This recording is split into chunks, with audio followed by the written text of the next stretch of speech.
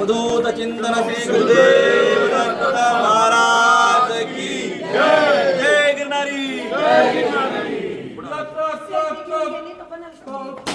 हर हर गुरु कारण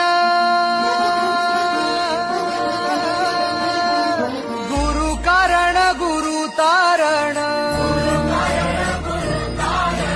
गुरुचरितात्रे कर पारायण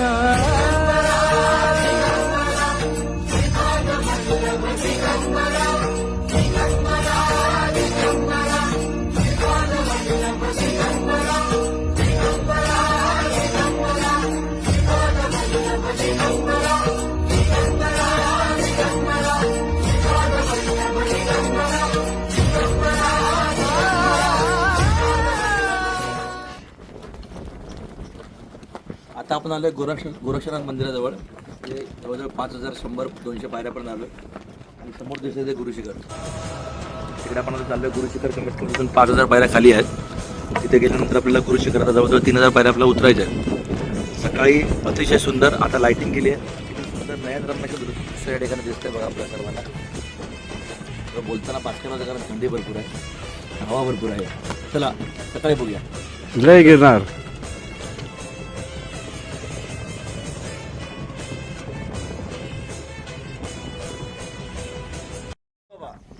पण ती गावात गेली नाही का तर गिरनारला जाऊचा म्हणून. आणि आज यावर्षी पण ती पूर्ण चालली आहे. जोरदार टाळ्या वाजवतात. तालिया.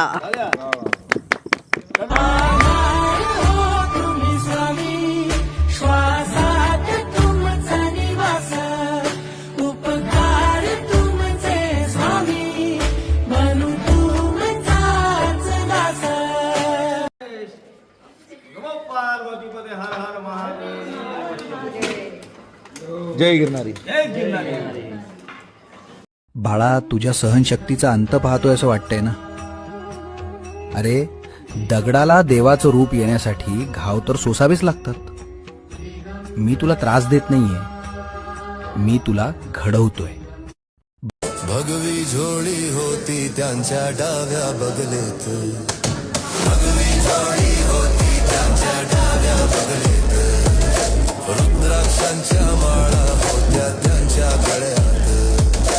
रुद्राक्षांच्या माळा होत्या त्यांच्या गळ्यात. शुभ सकाळ. जय गिरनारी. रात्रभर चालून कंटिन्यू पूर्ण कसा बसलाय त्याच्यामुळे तितका आवाज सुंदर येणार नाही, पण अतिशय सुंदर असं दर्शन या ठिकाणी आज गिरनारचं आमच्या 40 लोकांच्या ग्रुपवर झाले. आता आम्ही इथे पोहोचलोय कमंडलूचं दर्शन घेण्यासाठी. आता मी कमंडलूच्या इकडे चाललोय. बघा अतिशय सुंदर असं निसर्गरम्य परिसरात आपलं दत्त महाराजांचं इथे तपश्चर्याच्या ठिकाण म्हणजे गिरनार पर्वत. आणि त्या ठिकाणी गेले 5 वर्ष मी दरवर्षी येतोय. ते जवळजवळ आज 5वं वर्ष आहे. आणि या ठिकाणी बघा सूर्योदय पण किती सुंदर असं या ठिकाणी सूर्योदयाचं दर्शन मिळतं. खाली डोंगर घरांमधून अतिशय निसर्गरम्य हा परिसर आहे.